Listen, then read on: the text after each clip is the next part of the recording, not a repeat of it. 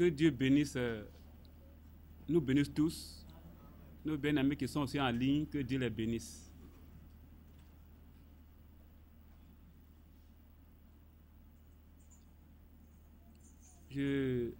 Bon, comme c'est à la fin, on va faire les annonces, on va rappeler.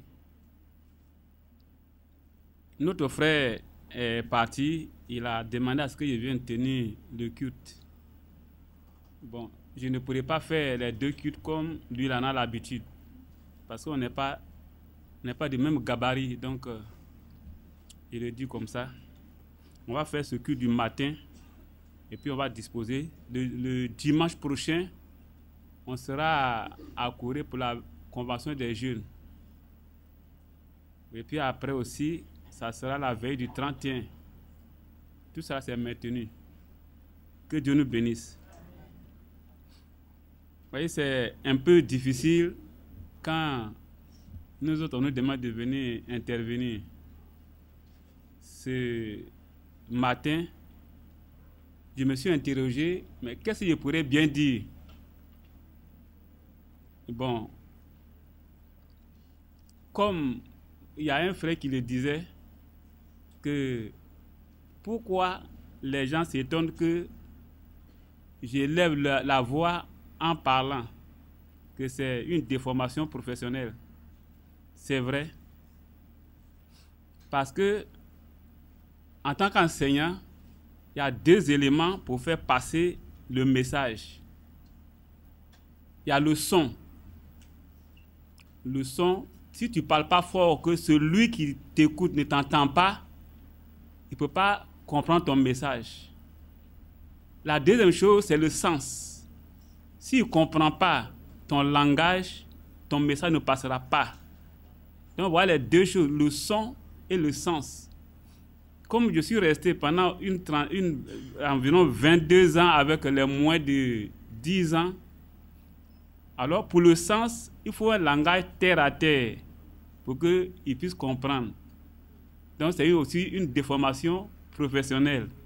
Il n'y a pas de langage académique et tout ça là. Donc je crois que là vous me supportez. C'est la raison. Avec les moins de 10 ans, c'est comme ça. Et encore une autre déformation professionnelle. Quand on donne les cours, il y a des professeurs, il y a des enseignants au milieu de nous. À un certain moment, il faut vérifier si on n'a pas prêché dans le désert. Il faut vérifier si ce qu'on a dit là, ce qu'on a enseigné, si ça a apporté du fruit. Si ça a été retenu, il faut aussi contrôler. Vous voyez? Donc, c'est vrai, le frère nous a parlé il y a longtemps, mais surtout dans ces derniers temps, les 4 objectifs, il faudrait qu'on vérifie si vraiment nous avons atteint ces objectifs-là. Parce que ces objectifs sont à tenir. Il faut atteindre ces objectifs. Sinon, si ces objectifs ne sont pas atteints, c'est peine perdue. Alors ce matin, on va se sonder, on va s'examiner, on va se juger pour voir si nous avons atteint ces objectifs-là. C'est le message de la fin des temps. Il faut que nous atteignions ces objectifs pour être certains, pour être sûrs que quand le Seigneur vient, nous puissions partir. On va lire 2 passages. Pour commencer, 1 Corinthiens chapitre 11, à partir du verset 30. 1 Corinthiens chapitre 11, à partir du verset 30. On va prier. Seigneur, notre Père, notre Dieu, nous te disons merci pour ta grâce, ta miséricorde et ta bonté. Ce matin, tu as permis à ce que le temps soit clément. Tu as permis à ce que chacun de nous puisse être en bonne santé. Tu as permis que, Seigneur, chacun puisse avoir la bonne volonté de te déplacer pour venir jusqu'en ce lieu. Nous te disons merci pour cela. Maintenant que nous sommes ici, nous te prions de nous conduire, Seigneur, de nous disposer, que le sommeil, la fatigue, la divagation, Père, que la distraction ne vienne pas nous empêcher d'écouter ta parole et de rester attachés véritablement à toi. Nous remettons ce culte en tes mains. Prends chacun de nous, Seigneur, conduis chacun de nous, dispose, Seigneur, nos cœurs et assiste-nous en toutes choses. Père, c'est vrai, nous savons lire, nous allons lire ce que nous savons lire. Mais Père, la compréhension spirituelle, c'est toi seul qui peux nous l'accorder. Et c'est pour ça que je te prie, Seigneur, ce matin, de venir en aide à chacun de nous.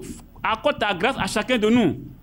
Pour que, Seigneur, cette parole qui viendra puisse nous faire du bien. Ce matin, nous te laissons tout, nous te confions tout. Assiste-nous. Au nom du Seigneur, te le demandons. Amen. 1 Corinthiens chapitre 11, à partir du verset 30. C'est pour cela qu'il y a parmi vous beaucoup d'infirmes et de malades, et qu'un grand nombre sont morts. Si nous nous jugeons nous-mêmes, nous ne serons pas jugés. Mais quand nous sommes jugés, nous sommes châtiés par le Seigneur, afin que nous ne soyons pas condamnés avec le monde. Amen. 2 Corinthiens chapitre 13, verset 5. 2 Corinthiens chapitre 13, verset 5. Examinez-vous vous-même pour savoir si vous êtes dans la foi. Éprouvez-vous vous-même. Ne reconnaissez-vous pas que Jésus-Christ est en vous? Amen. Donc voilà, à partir de ces deux textes-là, chacun de nous va s'examiner. Chacun de nous va se juger. Le premier texte nous dit que si nous nous jugeons nous-mêmes, alors nous ne serons plus jugés. Vous voyez? Mais si on laisse le Seigneur nous juger, alors il y aura un châtiment qui va venir. Parce que le jugement aussi, il y a plusieurs types de jugements. Il y a le jugement que nous-mêmes nous apportons. Il y a le jugement que le Seigneur va faire. Et là, ça c'est un jugement qui concerne tout le monde, même nous. Il est même dit que l'apôtre Paul sera jugé, mais ce n'est pas pour être condamné. Selon nos œuvres, il y a certaines choses, il y a un jugement aussi qui va venir. Mais il y aura le jugement dernier qui sera le jugement terrible. Là, quand ça sera fait, il n'y aura plus de choses. Les uns iront à la droite du Seigneur, ça c'est selon Matthieu 25. Et les autres iront à la condamnation. Mais ici, il nous demande de nous juger nous-mêmes. Et de l'autre côté, il nous demande de nous examiner. Vous voyez, ce mot examiner, ce verbe, bon, quand on était petit, on était au CM2, notre directeur nous a parlé des verbes de perception. Et chacun a un sens spécifique. D'abord, il y a regarder, il y a voir. On peut regarder sans voir. Vous voyez? Mais est-il que le tout commence par regarder? Pour voir, il faut regarder. Pour examiner, il faut regarder. Pour observer, il faut regarder. Pour épier, il faut regarder. Pour suivre du regard, il faut regarder. C'est-à-dire tout ça, il faut d'abord regarder. Mais selon que les yeux s'attardent ou bien les yeux recherchent quelque chose, alors il y a un sens qui est donné. Observer, c'est regarder attentivement. Vous voyez? Mais examiner, c'est observer avec attention, avec réflexion. Examiner va encore plus profondément qu'observer. C'est pour ça que quand un médecin examine, on a employé, pas observer, mais examine. Mais à un certain moment, on met le malade en observation. C'est un peu un truc comme ça. Bon, je ne suis pas médecin, je ne veux pas rentrer tout dans les détails là. Mais ici, il est dit, examinez-vous vous-même. Donc Dieu demande à ce que chacun de nous se sonde. Il regarde en lui-même, sincèrement. C'est pourquoi j'ai insisté sur ces 3 mots. La sincérité, la franchise et l'honnêteté. Vous allez voir que beaucoup ne sont pas sincères, ou bien beaucoup ne sont pas honnêtes. Ils vont regarder, ils vont s'examiner, mais avec faveur. Oh, c'est pas grave, c'est pas grave, c'est pas grave. Mais est-ce que c'est Dieu qui dit que c'est pas grave? La dernière fois, je disais, si quelqu'un a une chemise rouge et que je plonge ma main dans une peinture rouge comme la chemise, puis j'applique sur sa chemise, quand on va regarder, est-ce qu'on trouvera qu'il y a tache? On ne trouvera pas. La chemise et la peinture, c'est la même couleur. Ma main, je mets dedans, je mets sur lui, on ne verra pas. Mais est-il que il n'y a pas tache? Ah, c'est ce que beaucoup de personnes ne comprennent pas. Il ne faut pas qu'on va juger les choses selon nos propres yeux. Regardons les choses comme Dieu le dit. Donc ici, il dit, examinez-vous vous-même pour savoir si vous êtes dans la foi. Donc, ce matin, au vu de tout ce que nous avons entendu sur les 4 objectifs du message de la fin des temps, chacun de nous va s'examiner. Chacun de nous va se juger pour voir si, en réalité, il a atteint ces objectifs-là. Vous voyez? Bon, ces objectifs, le frère nous a parlé de ça. On va rappeler tout juste. On va rappeler ces objectifs. Il a parlé de l'appel à sortir, n'est-ce pas? Il y a l'appel à sortir. Le deuxième objectif, c'est la séparation totale. Le troisième, c'est la préparation. Et le dernier, c'est la restauration. Si on n'est pas sorti, on ne pourra pas se séparer, on ne pourra pas se préparer, on ne peut pas être restauré. Si la sortie n'est pas bien faite, les autres étapes là, ce n'est pas la peine. C'est comme la nouvelle naissance. C'est comme la vie chrétienne. Jean-Baptiste a commencé, repentez-vous. Jésus lui a emboîté le pas, repentez-vous. À la Pentecôte, Pierre a dit, repentez-vous. Si la repentance n'est pas bien faite, la vie chrétienne là sera une vie boiteuse. On ne pourra pas marcher. Et c'est pour cela que souvent, il y a beaucoup de problèmes, il y a beaucoup de difficultés dans la marche. C'est parce que la base là, le fondement, ou bien la fondation n'est pas bien posée. La repentance n'est pas bien faite. Ça ne pourra pas conduire à la nouvelle naissance.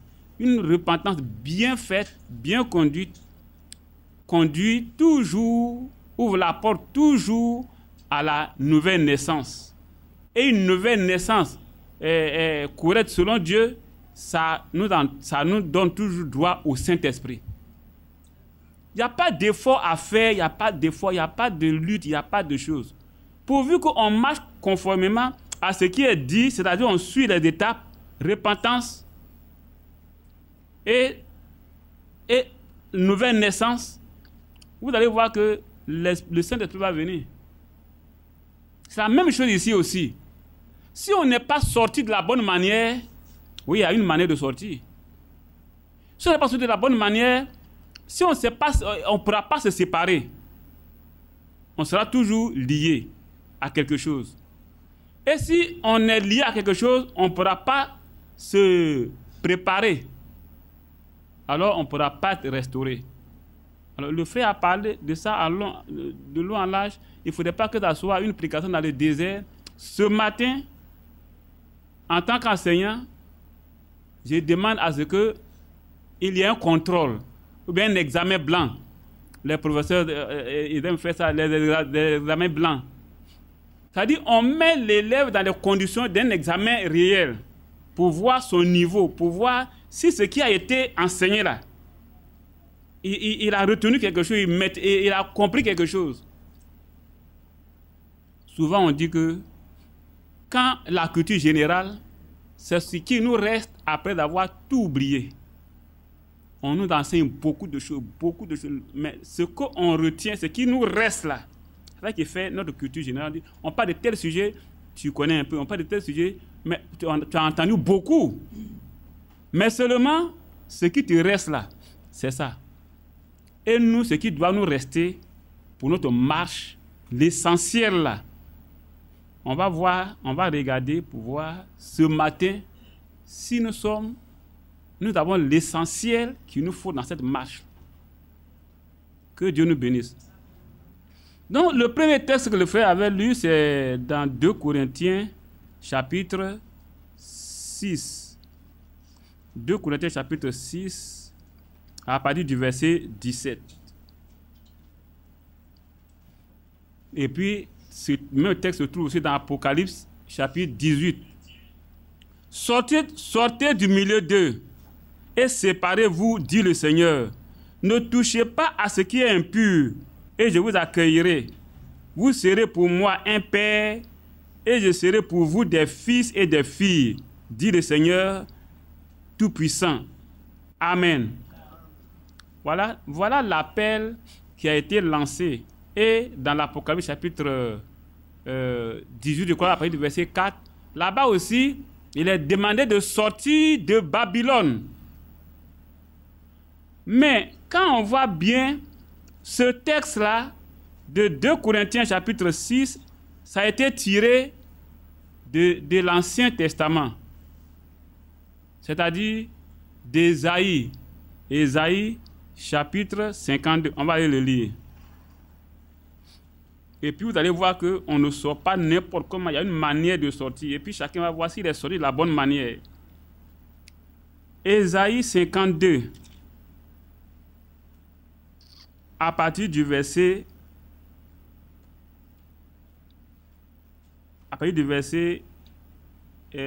11. Bon, c'est le verset 11. Mais on va commencer. Après, on reviendra sur le verset 1. Ici, il dit partez, sortez de là, ne touchez rien d'impur, sortez du milieu d'elle, purifiez-vous, vous qui portez les vagues de l'Éternel. Amen. Donc, voilà ce texte-là, c'est ce qui a été repris par l'apôtre Paul aux Corinthiens.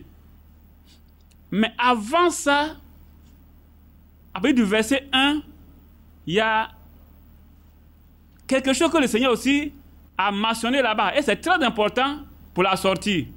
Ici, on dit, verset 1, Ésaïe 52, verset 1. Réveille-toi, réveille-toi.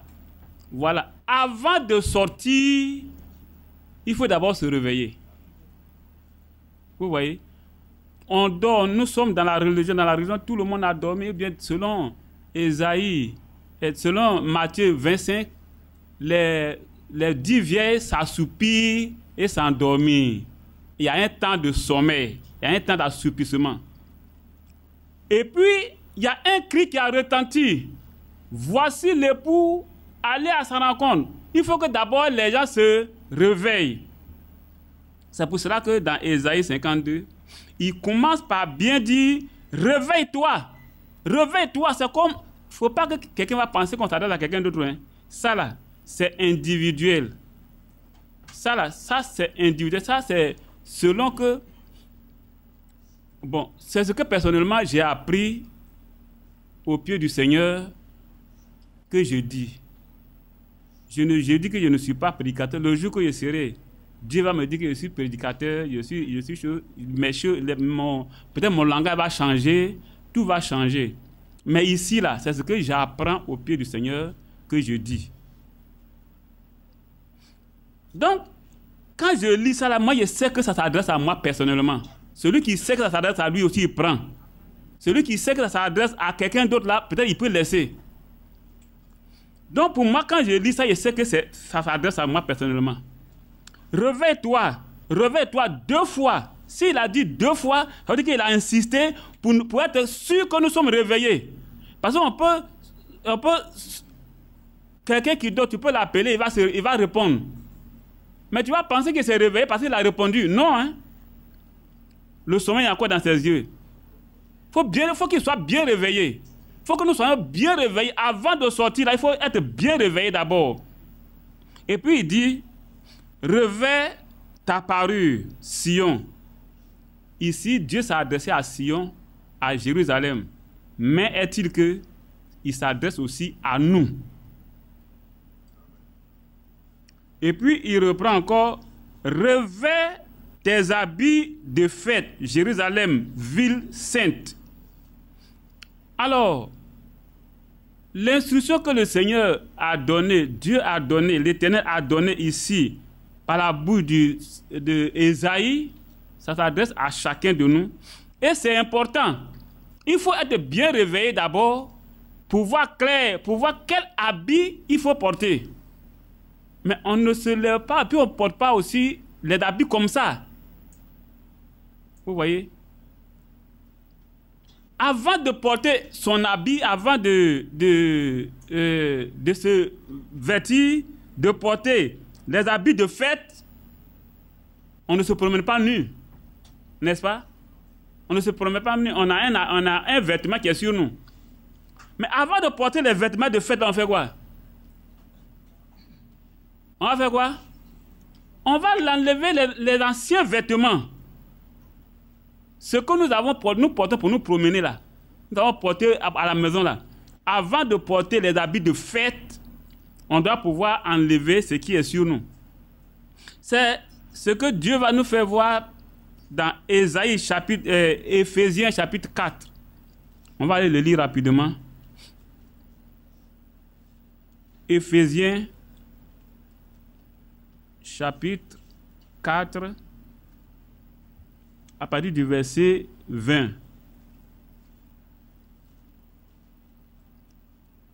Ici, il est dit, mais vous, ce n'est pas ainsi que vous avez appris Christ, si du moins vous l'avez entendu, et si, conformément à la vérité qui est en Jésus, c'est en lui que vous avez été instruits, à vous dépouiller eu égard de votre vie passée du vieil homme qui se corrompt par les convoitises trompeuses, à être renouvelé dans un esprit et dans l'esprit de votre intelligence et de revêtir l'homme nouveau créé selon Dieu dans la justice et une sainteté que produit la vérité.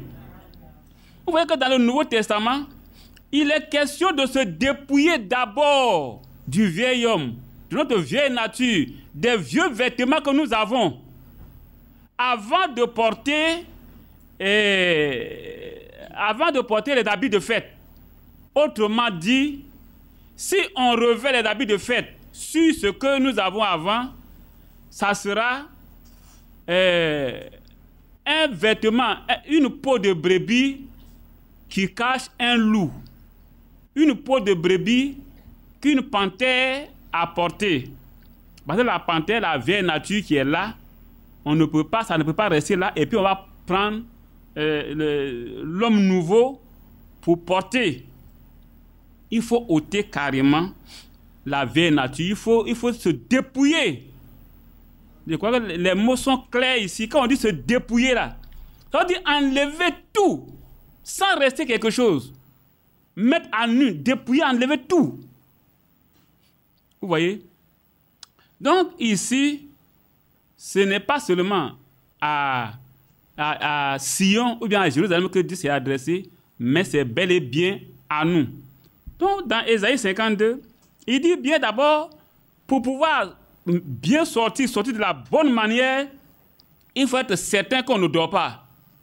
Il faut être réveillé d'abord. Et ensuite, il demande de revêtir les parures. Quand vous étiez dans le monde, ou bien, bon, tout un chacun, quand on dit il y a des parures, des chaînes, des bouts d'oreilles, des gourmettes. En tout cas, les gens achètent ça en or plaqué, en diamant, en tout cas, tout.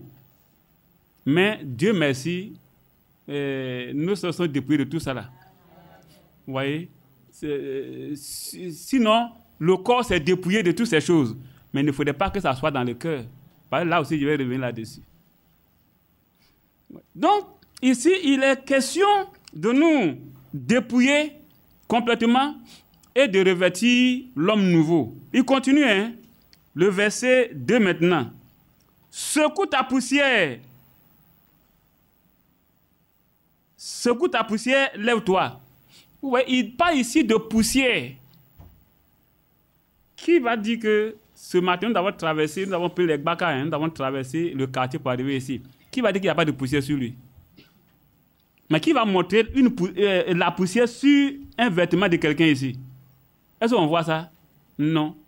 Mais Dieu lui dit poussière, on n'a qu'à secouer la poussière, donc ça veut dire qu'il va encore plus loin. Ne regardons pas les choses selon nos propres yeux, mais écoutons la parole de Dieu. Secoue ta poussière, lève-toi, mets-toi sur ton séant, Jérusalem. C'est-à-dire qu'il faut bien te redresser, il faut bien t'asseoir. Pour ne pas être sûr que tu vas tomber ou bien pour être sûr que tu ne dors pas. Il faut bien t'asseoir. Vous voyez la préparation à la sortie où ça quitte. Et puis, il continue. Détache les liens de ton cou, captive, fille de Sion. Il est question de détacher. Dans ma Bible ici, j'ai souligné réveille-toi. J'ai souligné revêt. J'ai souligné habit de fête. J'ai souligné secouer la poussière. J'ai souligné se tenir. Et puis, j'ai souligné détacher les liens. Détache les liens. Mes frères, regardons, examinons-nous pour voir s'il n'y a pas de poussière sur nous, si on a bien secoué, on s'est bien dépouillé. La dernière fois, je disais à Corée que où nous sommes ici, là, cette maison, je ne sais pas combien de temps on a connu, je ne sais pas combien de temps ça fait. Peut-être 10 ans. Mais si on prend un bulldozer pour raser la maison, et puis qu'on creuse ici un trou, et que la pluie tombe, le soleil frappe, la pluie tombe, le soleil frappe, vous allez voir que au bout d'un mois, il y a une herbe qui va sortir. L'herbe était où? C'est là, hein? En bas ici, là, il y a des vies qui sont encore en bas de nous. Il y a des herbes qui sont là. Il suffit qu'on mette les conditions, c'est-à-dire l'eau et la lumière. Vous allez faire les conditions d'une bonne germination selon les élèves de C1. Vous allez voir que la semence qui est là, ça va sortir. Une vie, là, on ne peut pas la détruire facilement comme ça. On peut l'étouffer. On peut faire tout, mais on ne peut pas. C'est pour cela que j'ai dit à certaines personnes, si une herbe, là, on ne peut pas détruire cette vie-là, et que quand les conditions sont réunies, la semence qui est là pour pousser, ce n'est pas un esprit que vous pouvez étouffer en vous, et puis penser que vous êtes né de nouveau, vous êtes sauvé, vous avez changé. Non. Beaucoup ont, disons, rendu au silence des esprits en eux. Beaucoup ont endormi des esprits en eux. Beaucoup ont asphyxié des esprits en eux.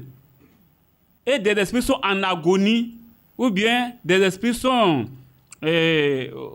comment on dit ça là, les malades qui, dans le coma, voilà. Il y a beaucoup d'esprits qui sont dans le coma, qui sont en nous. Mais si les conditions favorables sont là, ces esprits vont se réveiller. C'est ce que vous voyez quand aujourd'hui, des gens ont entendu qu'on peut boire un verre de vin et ils mangent avec une bouteille de vin. Ces esprits-là étaient dormants en eux, étaient dans le coma en eux.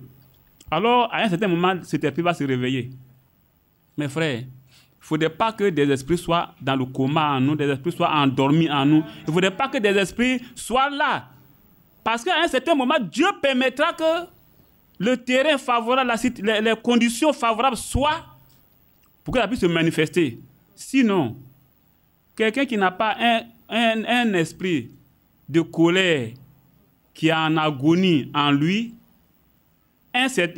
tu vas le mettre dans les conditions d'énervement, dans les conditions de colère, il ne va jamais se mettre en colère. Parce que l'esprit n'est pas là. L'esprit est complètement détruit par le Seigneur, par le sang de Jésus. Mais si on fait un effort pour dire que, ah, ça là, comme c'est au milieu des gens, si je parle comme ça, on va trouver que non, je suis encore coléreux. On va trouver que non, je suis comme ça. Et puis on fait un effort pour étouffer l'esprit là. Demain, quand la situation sera là, il va se réveiller. Là, on ne pourra même pas l'arrêter. C'est ce que vous voyez.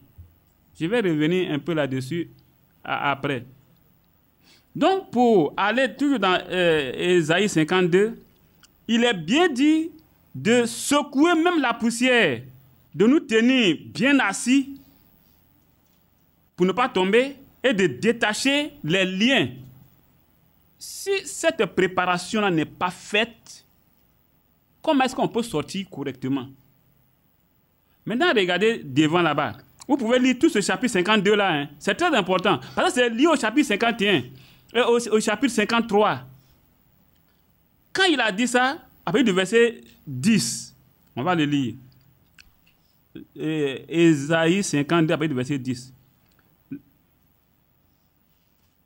L'Éternel découvre le bras de sa sainteté aux yeux de toutes les nations, et toutes les extrémités de la terre verront le salut de notre Dieu. Partez, partez, sortez de là, ne touchez rien d'impur, sortez du milieu d'elle, purifiez-vous, vous qui portez les vas de l'Éternel. Et puis regardez le verset 12. Ne sortez pas avec précipitation, ne partez pas en fuyant, car l'Éternel ira devant vous, et le Dieu d'Israël fermera votre marche. Mes frères, voilà la bonne manière de sortir. Et là, beaucoup de personnes, ils ratent ça. Je vais vous expliquer pourquoi et comment est-ce que les choses se passent. Quand il dit, ne sortez pas avec précipitation, ne partez pas en fuyant. C'est-à-dire, nous devons attendre que Dieu lui-même nous conduise. Vous voyez, dans Ésaïe 40, par exemple, Dieu a dit à Ésaïe, et Ésaïe a dit, bon, ce qui est écrit, une voix dit, crie. Et puis, Ésaïe a répondu, que crierai-je? Il a dit, ah, ça c'est vraiment très bien. Quand la voix a dit à Ésaïe, crie, il sait qu'il est un prophète. Hein, la voix lui a dit, crie. Et Ésaïe ne s'est pas mis à dire, wow, wow, wow, wow, wow, wow, wow. C'est crier, non? Voilà. Mais Ésaïe, très sage, a dit, mais que crierai-je? Qu'est-ce que je vais dire? C'est ce que Dieu aura mis dans sa bouche. Ce que Dieu a mis dans sa bouche, c'est ce que Ésaïe a répété. Mais c'est ce que nous ne faisons pas aujourd'hui. Beaucoup de personnes disent, oui, Dieu m'a parlé. Mais Dieu t'a parlé là. D'abord, il y a le temps. Quand il t'a dit quelque chose, il peut te parler, hein, je ne dis pas le contraire. Mais il y a le temps aussi. Ce qu'il t'a dit là, il y a un temps. À quel temps ça doit commencer? On n'attend pas ça. Comment ça doit commencer? On n'attend pas ça. Et tout de suite, parce que Dieu m'a dit, on se lève, on commence quelque chose. Si le temps de Dieu n'est pas là, le moment de Dieu n'est pas là, on va commencer, ça sera la confusion. Donc, ici, il a dit, sortez. Parce qu'il a dit sortez, alors vous ne devez pas, on ne doit pas se lever comme ça, puis partir en précipitation. Il a dit que lui-même, Dieu sera devant nous. Si Dieu nous dit, marche, je dois pouvoir demander à Dieu, mais comment je dois marcher? Comment je dois poser mes pieds? Il y a ça aussi. S'il dit marche, c'est-à-dire tu avances un pied, tu avances, l'autre pied, tu avances, tu es en train de marcher, non? Maintenant, quel pied il faut avancer premièrement là-bas? Est-ce que Dieu a dit ça? Il faut tenir compte de ça. Et puis, quelle est la partie du pied, de la pointe des pieds qu'on doit poser? Si tu ne poses pas cette question, tu vas marcher en désordre. Si Dieu te dit, marche, tu vas dire, quel pied d'abord, Seigneur, je vais avancer? Si tu te dis le pied gauche, quelle est la partie de mon pied que je dois poser premièrement? Parce que quand on marche, la pointe des pieds peut d'abord toucher le sol, ou bien le talon peut d'abord toucher le sol. Maintenant, si Dieu me dit, pose d'abord le talon. S'il dit, pose d'abord le talon, ça veut dire qu'il me demande de faire de grands pas. Parce que pour que le talon touche premièrement le sol, il faut que j'écarte suffisamment les pieds. Et puis, mon talon touche le sol, je vais garder l'équilibre. Et ensuite, la pointe des pieds vient. Maintenant, s'il me dit, pose d'abord la pointe des pieds, ça veut dire que si je veux faire de grands pas, la pointe de mes pieds ne peut pas d'abord toucher le sol, je vais perdre l'équilibre. Ça veut dire qu'il me demande de faire de petits pas. Vous comprenez? Quand Dieu parle, il y a une manière de s'interroger pour comprendre le langage de Dieu. Vous voyez? Que Dieu nous aide. Donc, en disant ici, il a dit de sortir, de partir 2 fois, et puis de sortir, de ne rien toucher d'impur, comme on a lu dans Corinthiens. Mais ici, il dit, ne sortez pas avec précipitation. Ne partez pas en fuyant. Donc, c'est lui-même Dieu qui doit pouvoir nous conduire. Mes frères, mes sœurs, c'est ce qui est problème aujourd'hui au milieu de nous.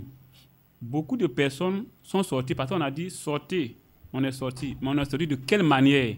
Comment est-ce que nous sommes sortis?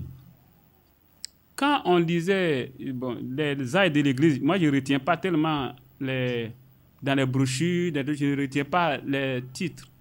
Parce que je me dis quoi? Si je dois aller devant un religieux ou bien un païen pour lui parler de Dieu, je n'irai pas avec une brochure bien une lettre circulaire. Ça est ma Bible. Donc je prends tout ce que je trouve là, je le ramène dans ma Bible et puis j'ai ma Bible à main. Donc ça fait que je ne retiens pas tellement dans telle brochure on a dit ça, dans telle brochure on a dit ça. Bon, ça ce n'est pas mon fort. Sinon je sais que le messager a dit quelque part dans l'âge de le premier âge, deuxième âge de l'église, Martin Luther, c'est Martin Luther le premier réformateur. Et donc il a dit que l'église catholique avait tellement ruiné des gens, ils ont tellement frustré des gens que quand celui-là, Martin Luther, est venu, qu'il a présenté la chose, les gens ont dit, mais voilà, mais toi tu dis la vérité. Et les gens se sont attachés à lui. Parce que le messager a dit que ça là, ça cachait quelque chose.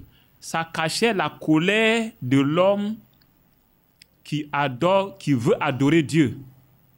Vous voyez? Ça veut dire qu'il y a des gens qui sont sortis par colère.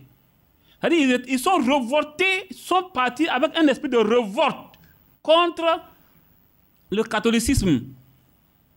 Et ils ont pris position pour Martin Luther. Ça là, ça a attiré mon attention. Je n'ai pas retenu la brochure, mais ça m'a dit quelque chose. La manière ils sont partis là, ça cache quelque chose. Et aujourd'hui, pour ne pas dire tellement de choses, pour quitter nos églises passées, il y a d'autres qui sont sortis avec des choses dans le cœur. Je connais bien des gens, je connais bien des gens qui ont été frustrés dans leur église.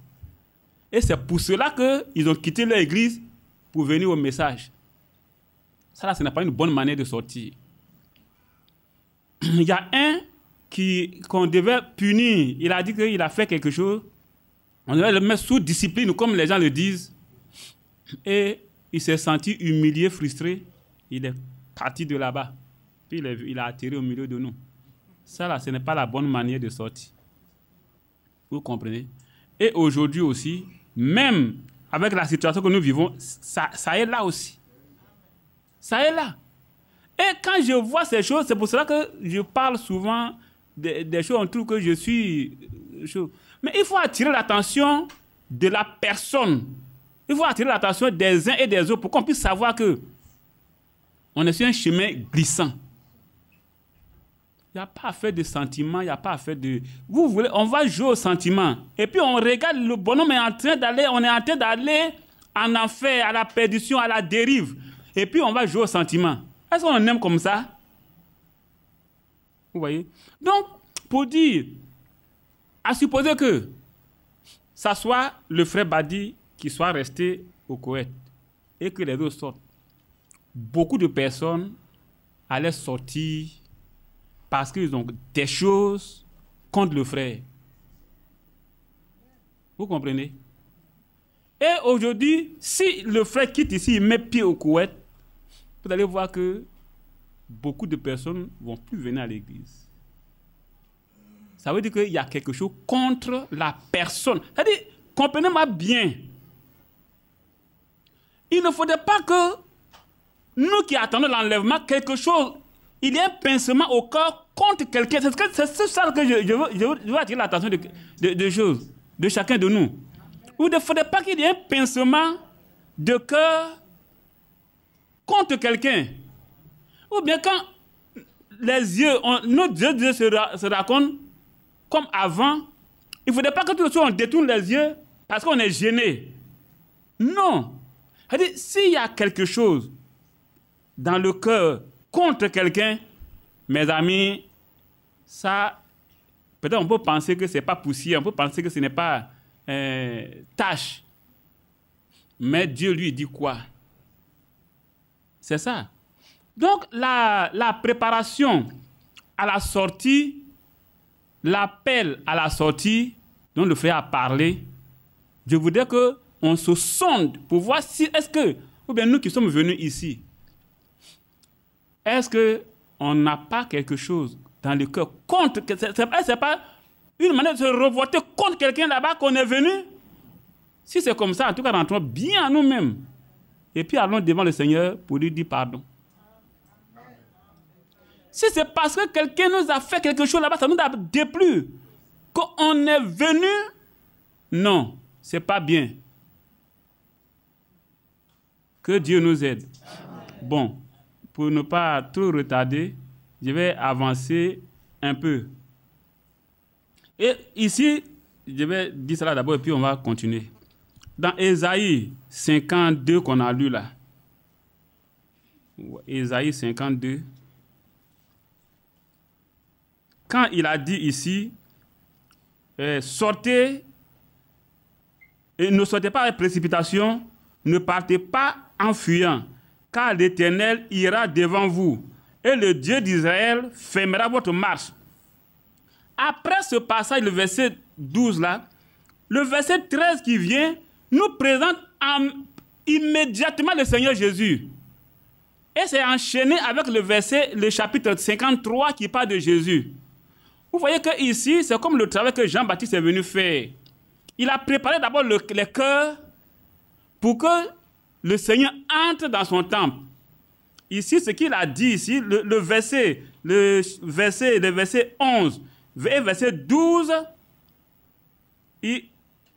ça nous prépare à rencontrer le Seigneur. Voilà pourquoi le verset 13 nous dit, « Voici mon serviteur prospérera. » Ce serviteur, c'est qui? C'est Jésus. Regardez bien le verset 11, le verset 12 et puis l'enchaînement avec le verset 13. « Voici mon serviteur prospérera. Il montera, il s'élèvera bien haut. De même qu'il a été pour plusieurs un sujet d'effroi, tant son visage était défiguré, tant son aspect différait de celui des fils de l'homme. De même, il sera pour beaucoup de peuples un sujet de joie. » Vous voyez? Alors, ici, il est question de Jésus. Et il a parlé, et on rentre dans Ésaïe chapitre 3, où il est parlé de sa souffrance, où il est parlé du prix qu'il va payer, et ainsi de suite, jusqu'à ce que... Donc ça veut dire que si jusqu'au verset 11, on ne remplit pas ces conditions, quand le Seigneur viendra, on ne pourra pas le recevoir. Ce serviteur en question-là, on ne pourra pas l'avoir. C'est un enchaînement, c'est une suite qui est très, très, très logique. Maintenant, l'appel à sortir, est-ce que nous sommes vraiment sortis? Ça, c'est la première partie que je viens de voir. Maintenant, la deuxième sortie. Quelqu'un peut sortir, le corps peut sortir. C'est-à-dire, on était catholique, on était protestant, on était assemblée de Dieu, et puis on est sorti. On a quitté l'église catholique, protestante, méthodiste, ariste, et puis assemblée de Dieu, et puis on est venu, on dit qu'on est dans le message. Ça, c'est le corps qui est sorti. Et ceux-là, ils deviennent les messagistes. C'est-à-dire pour eux, le message, moi je crois en celui-là, moi je crois en celui-là, oui, moi je crois en celui-là. Ce sont des messagistes. On peut sortir et puis le cœur peut être derrière. C'est ça aussi là où je voudrais insister un peu.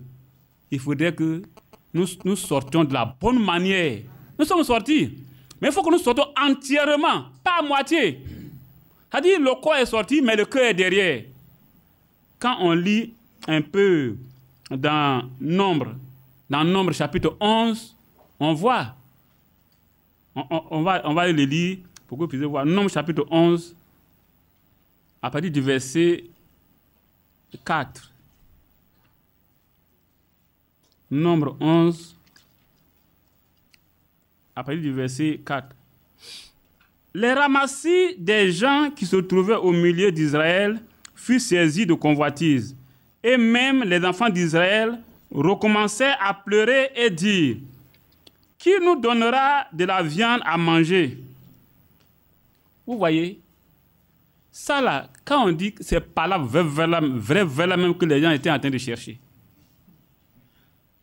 Quand on a vu que Moïse avait frappé le rocher, quand vous lisez ce passage-là, qu'est-ce qui s'est passé? L'eau est sortie, non? C'est écrit là-bas que même le bétail a bu. Bétail là, c'est quoi? C'est quoi? Les animaux là, la viande se trouve où? C'est pas dans leur corps. Quand on prend un bœuf, on tue. La viande n'est pas dans son corps. Mais cette viande en question là, il dit qu'il veut le manger là. Ce n'est pas au milieu d'eux. S'il prenait un bœuf, il le tuait là, il n'avait pas la viande. Vous voyez? Donc ici, il dit, qui nous donnera de la viande à manger? Nous nous souvenons des poissons que nous mangeons en Égypte et qui ne nous coûtaient rien, des concombres, des melons, des poireaux, des oignons, des ail. Vous voyez? Ils sont sortis, le corps est sorti, mais le cœur est resté en Égypte. Le souvenir de ce qui... Là, vous souffrez, vous êtes en esclavage. Tout ce qu'on vous fait, ça ne vous fait pas mal. Allez-y dans un pays où coule le lait, le miel, vous réclamez ce qui est derrière. Donc pour eux, la nourriture qu'ils ont abandonnée, c'est comme si c'est mieux que où le Seigneur veut les conduire. Il ne faudrait pas que ça soit la même chose pour nous, sœurs, frères. Tout ce que nous avons abandonné là, abandonnons cela sincèrement et véritablement. Ne laissons pas notre cœur être séduit. Ça c'est un. On va aller un peu dans Ézéchiel, chapitre 14. Ézéchiel, chapitre 14.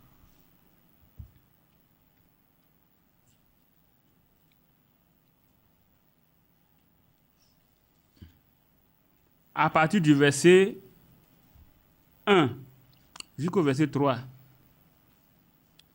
Quelques-uns des anciens d'Israël vinrent auprès de moi et s'assirent devant moi. Et la parole de l'Éternel me fut adressée en ces mots. Fils de l'homme, ces gens portent leurs idoles dans leur cœur et ils attachent les regards sur ce qui les a fait tomber dans l'iniquité. Vous voyez? Voilà les anciens d'Israël. Ce n'est pas n'importe qui, ce n'est pas le peuple même, on n'est pas encore arrivé au niveau du peuple. Les gens qui sont considérés, les anciens, les responsables, les dirigeants, les révérends. Vous voyez? c'est eux qui sont allés devant le prophète. Et Dieu dit, c'est pas Yapi qui dit, hein, c'est Dieu qui dit que ces gens, si c'était Yapi, on peut dire Ima, hein. Mais ces hommes-là portent leur idole dans leur cœur. Et donc, ça veut dire qu'en réalité, il y avait quelque chose dans leur cœur. Ça veut dire et ils attachent leur regard sur ce qui les a fait tomber dans l'iniquité. Est-ce que, mes frères, nous sommes sortis de la bonne manière? L'appel a sorti. Nous avons entendu l'évangile. Nous avons entendu ce cri-là. Réveille-toi! Réveille-toi! Nous avons entendu. C'est pour ça que, étant catholique, protestant, Assemblée de Dieu, quand on a entendu ce cri-là, on a dit, bon, ça, c'est vrai. On s'est réveillé. On nous demande de détacher les liens. Est-ce que ça a été fait? Si ces liens ne sont pas détachés, c'est ce qui fait que le cœur est attaché aux choses qui sont derrière. Vous voyez? Si encore on peut avoir son idole dans son cœur, ça montre que la sortie n'est pas totale. On est sorti du corps, mais on n'est pas sorti du cœur. Oh, Dieu veut que nous sortons de cœur. Vous comprenez? Pourquoi l'objectif final, c'est-à-dire l'objectif final, c'est que le cœur des enfants se tourne vers les pères apostoliques. Vous voyez? Si le cœur n'est pas tout entier sorti, malgré tout ce qu'on va faire, mes frères, mes sœurs, on ne pourra pas marcher correctement devant Dieu. Et on ne pourra pas être restauré. Parce que l'Esprit de Dieu vient dans le cœur. Et si ce cœur-là est une poubelle, si ce cœur n'est pas le temple du Saint-Esprit, n'est pas saint, n'est pas préparé, alors on peut rester là, penser que on est prêt, on attend le Seigneur, on sera surpris. Ces mêmes gens-là, dans Psaume 78, on va le lire aussi. Psaume 78, on va lire le verset 8. Et puis on va sauter pour aller lire les autres versets. Psaume 78. Verset 8 d'abord. Afin qu'ils ne fussent pas comme leur père, une race indocile et rebelle, une race dont le cœur n'est pas ferme et dont l'esprit n'était pas fidèle à Dieu. Ici, il est question d'Israël qui est sorti et puis qui venait. Alors, c'est un rappel qu'on leur fait que de ne pas être comme leur père, de ne pas ressembler à leur père qui était rebelle à Dieu. Et c'est ce qui est dit au verset 8 ici, de ne pas ressembler à leur père. Les pères qui sont une race indocile, une race rebelle, une race dont le cœur n'est pas ferme, le cœur n'est pas attaché à Dieu. C'est vrai. Nous avons aussi des pères comme ça. Je ne parle pas de nos pères biologiques. Hein. Plus ou moins, plusieurs parmi nous sommes sortis des religions. C'est là-bas on a été nourris, c'est là-bas on a grandi, c'est là-bas on a appris à lire la Bible. Beaucoup même, c'est comme ça. Donc, on a attiré beaucoup de choses là-bas.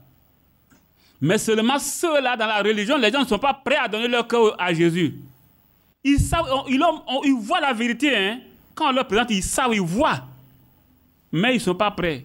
Parce qu'ils ont des cœurs rebelles. Alors, il dit de ne pas ressembler. Nous sommes sortis des religions, c'est vrai. Mais ce cœur mauvais-là, ça doit rester derrière là-bas. Ça fait partie du dépouillement dont parle Éphésiens. Là. On doit se dépouiller de toutes ces choses, de ce que nous avons tiré de la religion. Mais malheureusement, la religion nous a poursuivis. Et la religion nous a atteints. Et la religion nous a tellement façonnés que nous sommes pires que même les religieux. Des chemins qu'on ne peut pas faire dans la religion, c'est ce que nous faisons dans ce message-là. Ce n'est pas le message qui est faux. Hein. Ce n'est pas le message. c'est ceux qui sont sortis de la religion, qui sont venus avec tout ce que les pères religieux font là-bas, là, qui sont venus avec ça là. C'est nous qui créons un problème. Alors que Dieu nous bénisse. Maintenant, toujours le psaume 78, on va lire à partir du verset 34. On va lire à partir du verset 34. Quand il les frappait, c'est-à-dire quand Israël, il cherchait palabre à Dieu, il provoquait Dieu, il murmurait contre Moïse, contre Dieu. Et quand Dieu les frappait de mort, il le cherchait. Il revenait et se tournait vers Dieu. Il se souvenait que Dieu était leur rocher. Que le Dieu très haut était leur libérateur. Mais il le trompait de la bouche. Il lui mentait de la langue. Leur cœur n'est pas ferme envers lui. Il n'était pas fidèle à son alliance. Vous comprenez? Toutes ces choses-là, en lisant, que chacun se dit, mais est-ce que... prenons les mots un à un. Et puis, posons la question, est-ce que ça là, je suis fidèle à Dieu? Est-ce que mon cœur est ferme envers mon Dieu? C'est comme ça que j'apprends au pied du Seigneur, c'est ce que je vous dis. Si cette manière vous plaît, allez vous aussi, prenez les paroles de Dieu un à un, appliquez, que chacun applique ça à lui-même. Que Dieu nous bénisse. Donc voilà des gens qui sont là, ils murmurent contre Dieu. Maintenant, quand Dieu commence à les frapper, c'est là maintenant qu'on commence à connaître Dieu. Hein? Quand on n'a pas de problème dans la vie, on n'a pas de problème. Vous n'allez pas voir des gens qui vont se mettre à gêner, à prier. Quand il y a une situation, il y a un problème, c'est maintenant on cherche à aller prier. Ce n'est pas la bonne manière, mes frères, mes sœurs. Ézéchias,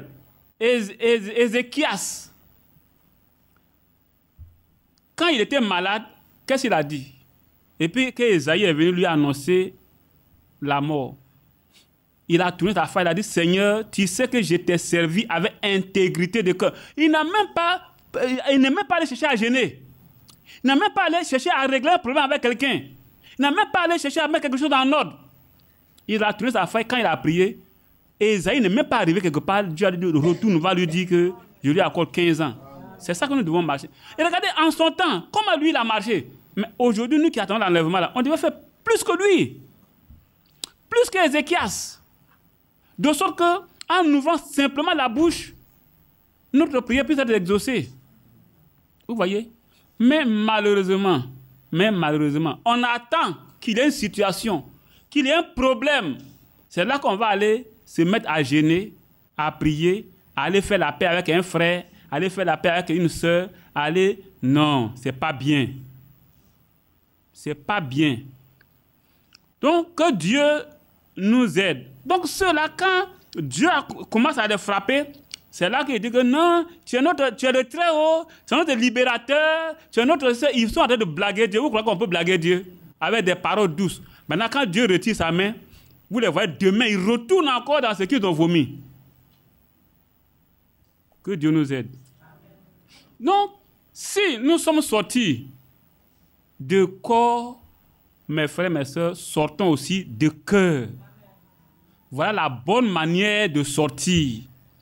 Et celui qui sort de cette manière, alors, il peut maintenant se séparer totalement. La séparation, là, ça peut se passer normalement dans son cœur. Ça peut se passer. Il peut facilement se séparer de tout ce qui est lien. Quand vous voyez qu'on lutte, ça veut dire que on est sorti, le corps est sorti, mais le cœur n'est pas sorti. Quand le cœur n'est pas sorti, il y aura toujours lutte. Il y aura toujours lutte. Hein? Ça, là, Paul aussi a souligné ça dans Romains chapitre 7. Et quand je lis ce chapitre-là, il dit, mais je ne comprends pas. Où il dit, les croix avancé, si on allait lire. Quand il dit que voilà, je suis ce que je sais qui n'est pas bien, Je sais que ce n'est pas bien, c'est ce que je fais. Ce qui est bien que je sais, je n'arrive pas à le faire. Alors là, je me pose une question. Quelqu'un qui sait ce qui est bien et puis qui ne le fait pas, et puis le mal qui ne veut pas, c'est ce qu'il fait. Est-ce que c'est un homme? Mouton même vaut mieux. Vous comprenez? Ce que tu sais qui n'est pas bien là, tu fais. Et ce qui est bien, tu n'arrives pas à le faire. Et il a tiré une bonne conclusion. Il a tiré une bonne conclusion pour dire que je sais en cela que je suis vendu au péché. J'ai dit, ah, c'est vrai. C'est-à-dire, il dit que ce n'est plus moi qui le fais, mais c'est le péché qui habite en moi. Regardons bien. Quand Paul dit, examinez-vous vous-même pour voir si vous êtes dans la foi. Est-ce que ce que je veux là, c'est ce que j'arrive à faire? Ce que je ne veux pas, est-ce que j'arrive à me séparer de ça?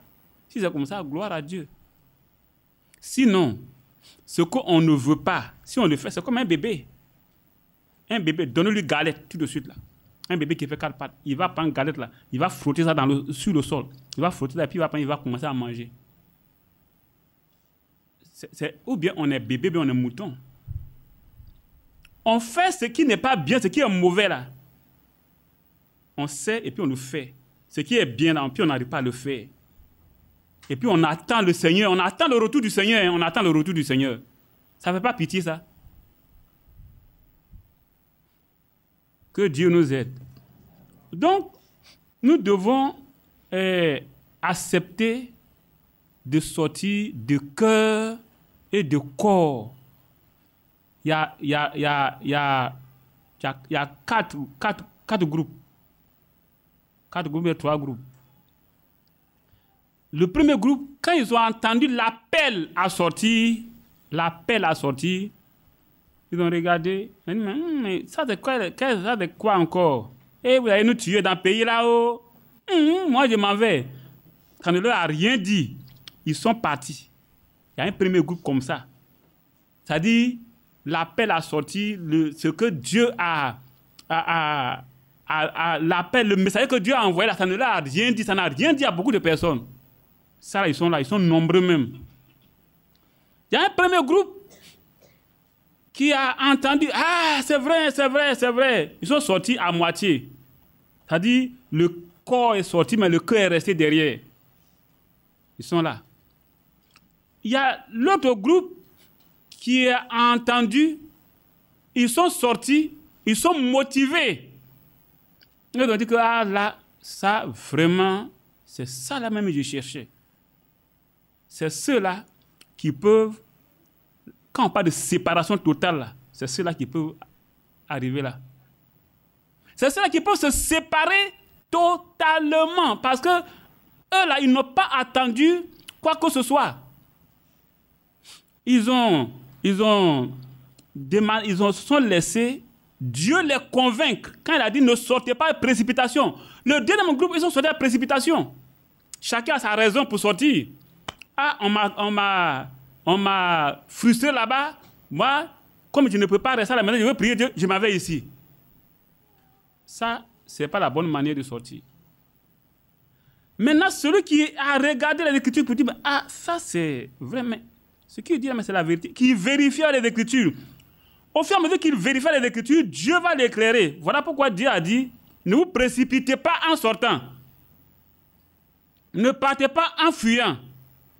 Dieu lui-même, il sera devant pour ouvrir la marche. Il sera aussi derrière pour fermer la marche. Et ceux-là, ils ont toujours contrôlé les choses avec les Écritures. Ils ont toujours contrôlé les choses avec la Bible. Et ils ont toujours réglé leur vie, leur marche avec le Seigneur.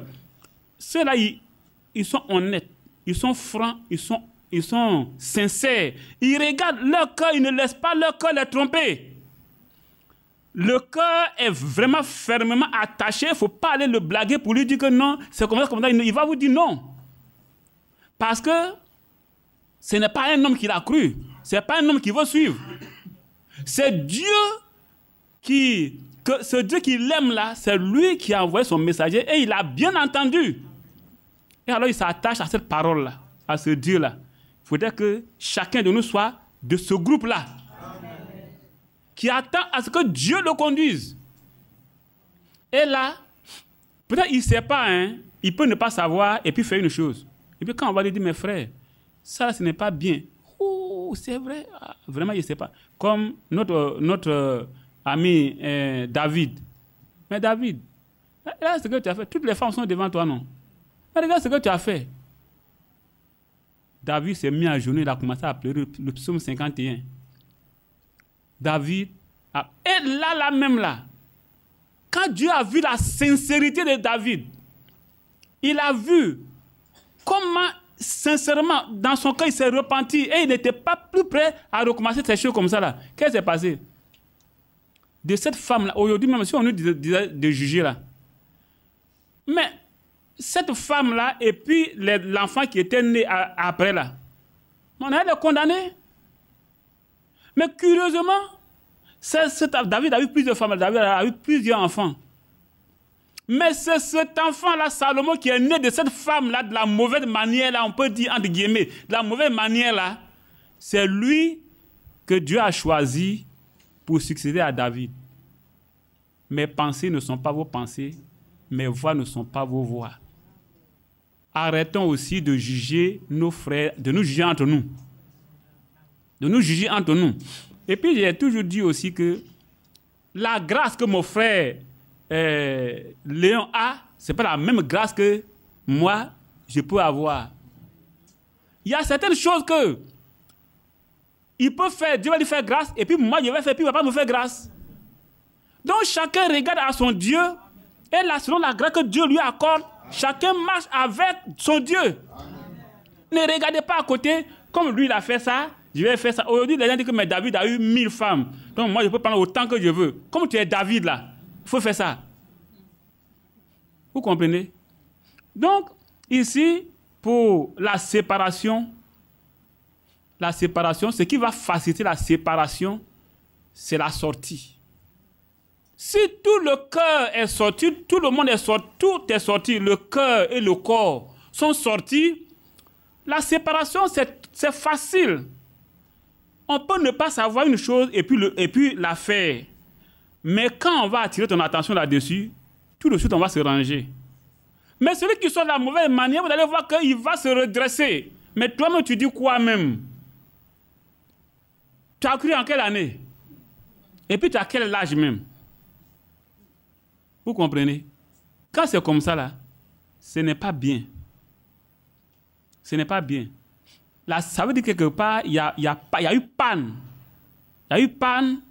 Le circuit n'est pas bien passé. Il n'y a pas eu une bonne connexion au niveau de la sortie. L'appel à sortir. Alors, tout le système est brouillé. Les électriciens savent ça. Si dans l'installation là-bas, il y a brouille, là-bas, il y a deux fils qui se touchent, ça va provoquer un court-circuit. Les appareils ne pourront pas marcher. Et aussi, la vie chrétienne ne pourra pas marcher si la sortie est mal faite. Et quand on veut prendre la séparation totale, pour se séparer, vraiment, il faut une détermination. Quand on prend, par exemple, l'exemple de Ruth, l'exemple de Ruth, vous allez voir que Ruth, chapitre 1, Ruth, chapitre 1, à partir du verset 15. Mais je vais résumer le début d'abord. Quand Ruth, Abimelech était parti avec sa femme, ses deux enfants, et puis que là-bas, l'homme et puis les deux enfants sont morts, et que Naomi a décidé de revenir, il a appelé les deux femmes de ces enfants-là. Elle leur a dit, bon, vous voyez, je suis venu, j'ai tout perdu, je vais retourner chez moi. Bon, vous retournez à votre maison. Que chacun retourne à sa famille. Que chacun retourne auprès de sa maman pour l'aider. Moi, je vais retourner. Les deux femmes-là, ont dit non, on va partir avec toi, on ne va pas te laisser. Vraiment, tu es notre maman. Là, depuis qu'on est restés ensemble, là, non, on est habitué à toi, on a oublié notre maman. Elle a dit non, même si je m'avais, puis je prends un autre mari là, il ne pourra pas faire, je ne pourrai pas encore faire un enfant, ou bien 2 garçons, et puis ils vont grandir pour vous marier. Ce n'est pas la peine, il faut partir. Orpa a dit, comme tu insistes, comme tu dis, non, mais je t'aime, je ne veux pas dire avec toi. Oh. Comme tu insistes là, j'ai compris. Elle est partie. Pourtant, au départ, elle a dit qu'elle est partie avec Naomi. Hein. Son cœur n'est pas fermé, n'est pas déterminé. C'est cette détermination-là. Quand ça manque aux chrétiens, il ne pourra pas bien marcher avec le Seigneur. Et quant à Ruth, à partir du verset 15, on va lire, Naomi dit à Ruth, voici ta belle-sœur est retournée vers son peuple et vers ses dieux. Retourne comme ta belle-sœur. Ruth répondit, ne me presse pas de te laisser, de retourner loin de toi.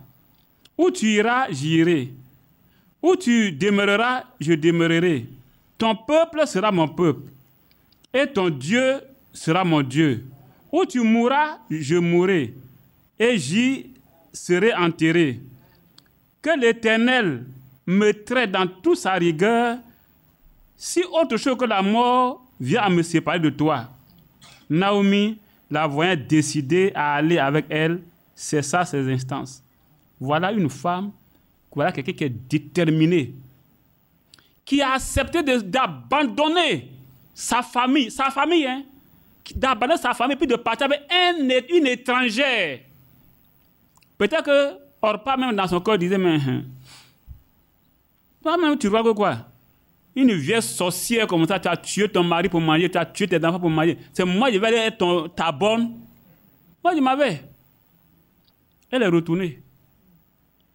Mais Ruth a décidé fermement de partir. Elle a pris une décision devant Dieu. Et quand elle est partie, quand vous voyez que à partir du chapitre 2 déjà, chapitre 2, à partir du verset 2, Ruth, la Moabite, dit à Naomi, laisse-moi, je te prie, aller glaner des épis dans le champ de celui aux yeux duquel je trouverai grâce. Elle lui répondit, va, ma fille. Elle n'est pas venue, elle s'est apprêtée, c'est-à-dire elle était vraiment décidée. Et quand elle est partie là-bas, elle n'a pas dit, bon, belle-mère, on va manger quoi? Maman, on va manger quoi? Non, hein. Le lendemain, quand ils sont arrivés le lendemain, elle a dit, bon, maman, peut-être que le petit repas qu'il faut manger, bon, moi, je m'avais me débrouiller, je vais aller glaner, puis je vais envoyer la nourriture. En d'autres termes, je serai comme pour toi un fils, comme une fille, comme tout garçon et fille dans la maison. Je vais me débrouiller pour qu'on puisse manger. Elle a été ferme.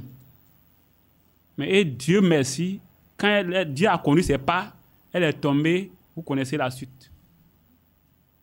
Mes frères, quand le cœur n'est pas disposé à une chose, ça ne pourra pas marcher. Et à courir là-bas, je les avais exhortés sur la disposition du cœur. Une fois qu'un cœur n'est pas bien disposé, on trouve toujours des arguments. De toute façon, je vois le ciel, on dirait qu'il va pleuvoir. Hein? Si je m'avais, la pluie va me mouiller. Donc, à cause de ce que le ciel est sombre, on ne peut pas venir à l'église. Je suis quitté au champ, je suis fatigué, alors je vais me reposer aujourd'hui. Demain, là, je vais partir. Ça veut dire que le cœur n'est pas bien disposé. Quand un cœur n'est pas disposé, on cherche toujours des arguments. Mais quand le cœur est disposé, là, il n'y a rien. Les gens disent que à cœur vaillant, rien n'est impossible. Quand on est décidé, là, on va jusqu'au bout. Et celui qui est décidé, rien n'est pénible, rien n'est difficile pour lui. Et je voudrais que nous soyons vraiment, nous ayons un cœur bien disposé.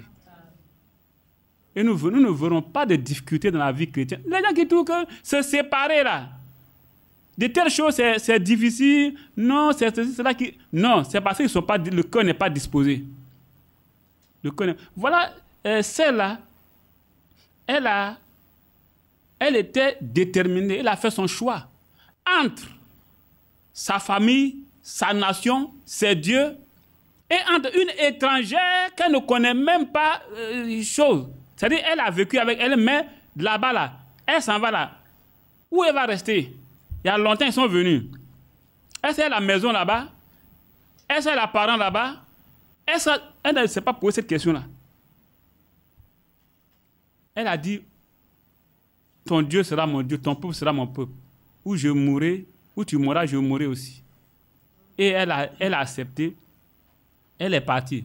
Elle n'a pas eu de sentiment pour ses parents, pour sa nation, pour sa patrie. Comme Dieu a dit à Abraham, sors, quitte ta patrie, quitte tout ce que tu connais, va. Et puis Abraham s'est levé, il est parti. C'est ce que Ruth aussi a fait. Elle a coupé carrément même avec ses parents. Parce qu'elle s'est dit que je me suis marié. Si mon mari était vivant, je n'allais plus être avec mes parents là-bas. C'est avec mon mari. Donc, mon mari, si même mon mari n'est pas là-haut, c'est comme je suis considéré comme déjà du côté du côté de mon mari. Donc, même s'il faut être bonne de sa maman, je suis prête. Et elle n'est pas partie. Mais Orpa, qui avait mis l'émotion devant, les sentiments devant, ne mettons pas l'émotion dans l'adoration de Dieu. Quand il y a quelque chose, oui, tout le monde saute, oui, on saute, oh, c'est bien, oh, non, c'est vraiment bien. Oh, oui, le culte a été bien. Non, vraiment, c'était bien. Et puis, il y a quoi? Ça a fait quel effet sur le cœur? On apprécie, ça a été bien, et puis, ça a eu quel changement en nous? Ah, c'est l'émotion. Et beaucoup sont sortis avec émotion. Beaucoup sont sortis par sentiment. Pendant la masse, c'est ce qu'on appelle les ramassis. De l'autre côté, de ceux qui sont sortis d'Égypte, les ramassis là, ce sont les gens qui ne sont pas israélites. Mais comme les Égyptiens et puis les gens des autres nations qui ne sont pas juifs, qui ne sont pas égyptiens aussi, ils ont vu la main de Dieu. On dit, mais ça, leur Dieu, là, il faut, hein. Ça, on va adorer leur Dieu aussi. Peut-être que un arabe, il dit, bon, moi aussi, je vais adorer. Un égyptien aussi va adorer. Un Camerounais aussi dit, bon, je vais adorer. Non, de toute façon, j'ai vu, non, leur Dieu, la vérité. Voilà, c'est ce qu'on appelait les ramassis. Ils ne sont pas juifs, mais ils ont suivi Israël.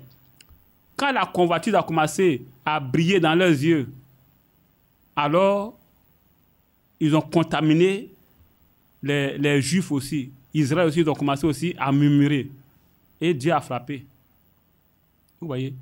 Donc, ne faisons pas les choses par émotion, par sentiment.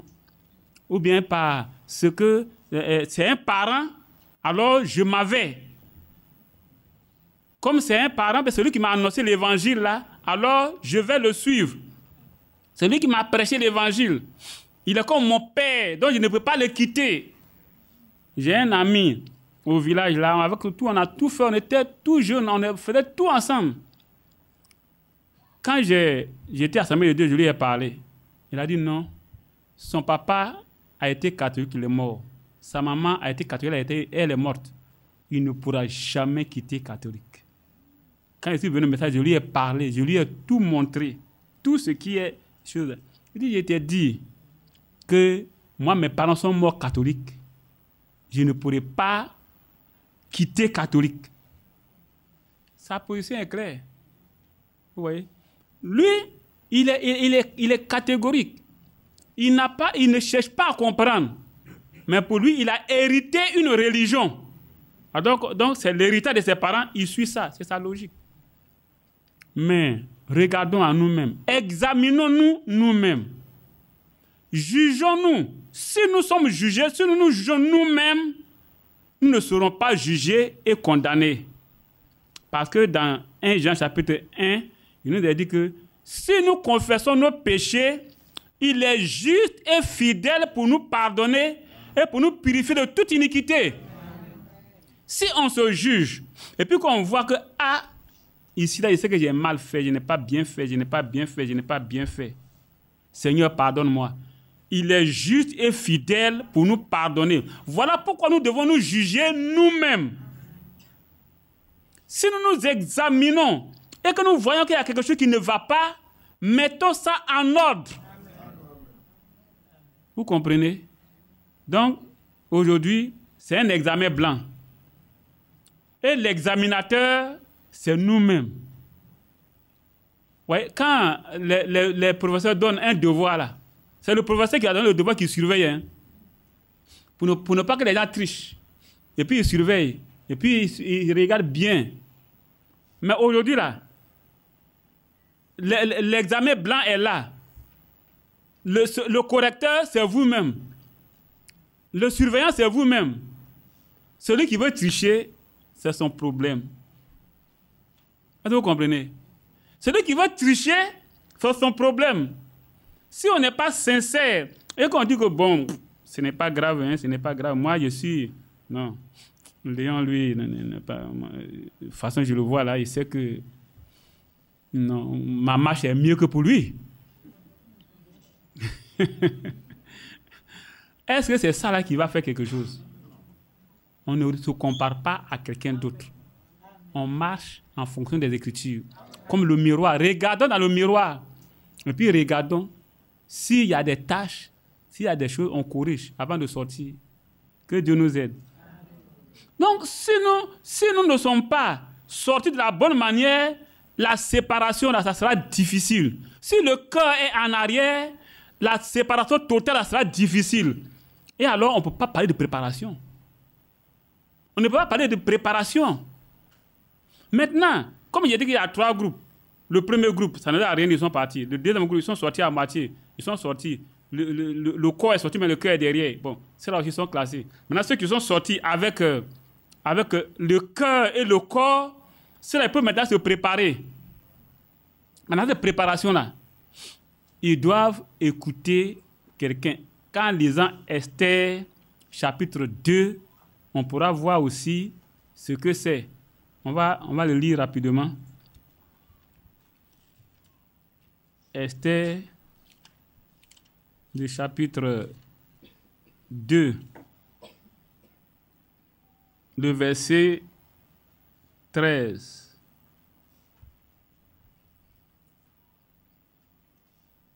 Ici, on dit, il avait pris plusieurs jeunes filles pour choisir une reine pour remplacer la reine Vasti.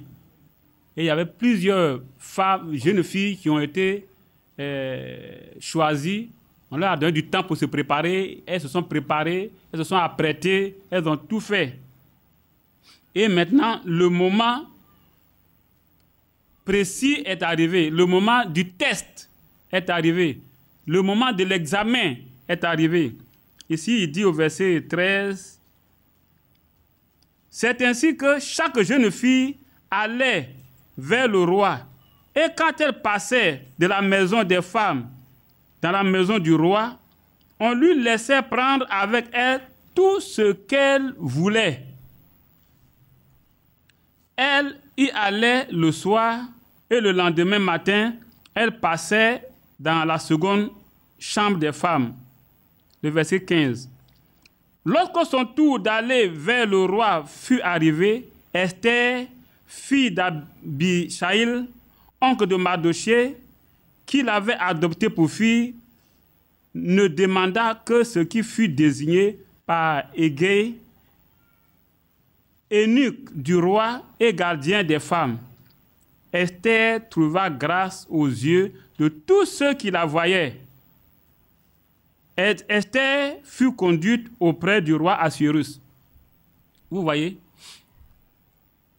Les femmes se sont préparées toute de la bonne manière. Elles ont eu les mêmes choses, les mêmes parfums, les mêmes savons, les mêmes laits, les mêmes produits cosmétiques.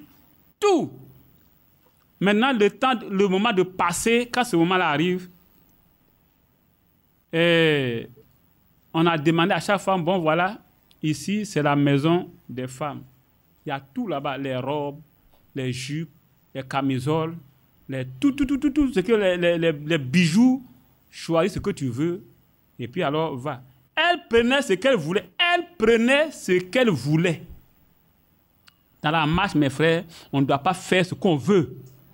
Dans la maison de Dieu, on ne doit pas faire ce qu'on veut. La maison de Dieu, là, ce n'est pas la maison de quelqu'un. chacun vient pour rencontrer Dieu. Et on doit faire selon que Dieu veut. Vous voyez? Il y a des gens qui prennent la maison de Dieu comme leur bien, comme leur bien personnel, comme leur chose. Jusqu'à ce qu'il y a des gens qui disent, moi, mes fidèles là, c'est très bien. Si on a eu des disciples, on a eu des fidèles, Dieu merci. Mais ici, chacune d'elles prenait ce qu'elle voulait. Mais Esther, elle est venue, elle a demandé au gardien des femmes, à l'eunuque des femmes, à ton avis, qu'est-ce que je dois porter pour plaire au roi?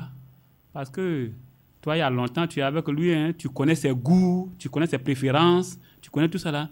Dis-moi. Il a regardé, bon, il faut prendre cette robe-là. Cette robe-là, c'est bien. Tu prends ça là. Et puis, telle chaussure, tu prends. Et puis, tu vois ce petit truc-là, tu mets ça sur ton épaule. C'est bien parce que le jour qu'il est content là, c'est comme ça que Vasti s'habillait. Et puis, il était vraiment content. Et quand elle a écouté tous ces conseils-là, la Bible dit que tous ceux qui voyaient Esther trouvaient grâce à ses yeux. Vous voyez, ce n'est pas seulement parce que c'est la main de Dieu qui est derrière. Oui, il y a la main de Dieu qui est derrière. Mais aussi, il y a le secret, elle a écouté les conseils du gardien des femmes. Il y a des gens qui ne veulent pas, qui ne sont pas prêts à écouter des conseils. Et ce n'est pas bien. Un chrétien, un croyant, on doit être tout. La Bible dit quoi? Que nous soyons prompts à écouter, lents à parler, lents à se mettre en colère. Ça, devant n'importe quelle situation, moi, ça me revient. Quand il y a des situations qui viennent, j'écoute. S'il faut écouter, j'écoute. Mais si je ne dois pas parler aussi, je ne parle pas. Si je dois parler aussi bien, se mettre en colère, mais pourquoi me mettre en colère même? Ce qu'il a dit, il y a deux choses. C'est simple. Hein? Moi c'est comme ça que je fonctionne. Si c'est faux, je dis, mais c'est faux, ça ne me regarde pas. Ça, c'est pas mon problème. Je balaye ça. Si c'est vrai aussi, je prends. Et puis j'avance avec. Dans les deux cas, je n'ai pas parlé à faire avec quelqu'un. Vous voyez? Est-ce qu'on est obligé d'aller faire parler avec quelqu'un? Même si la personne a menti sur toi, tu es obligé d'aller lui faire parler, d'aller te justifier. Ça va te donner quoi? On aime trop se justifier aussi, c'est pas bien. Vous voyez? C'est pas bien aussi. S'il a menti, n'a qu'à laisser, il va régler avec Dieu là-bas. Si c'est la vérité aussi, tu prends aussi, tu avances. Si c'est un truc que tu as fait et que il vient, il a dit, est-ce que c'est lui qui t'a poussé à aller le faire? Quelqu'un a volé quelque chose. Tu as volé, puis tu apprends partout que il a volé, il y a plus à voler, il y a plus à voler, il y a plus à voler, il y a plus à voler, il y a plus à voler. Qui t'a dit? Oui, mais c'est Maître Boto qui m'a dit que tu as volé son portable la dernière fois que tu étais parti à Abidjan. Est-ce que je vais aller m'en prendre à Maître Boto? C'est lui qui m'a dit d'aller voler.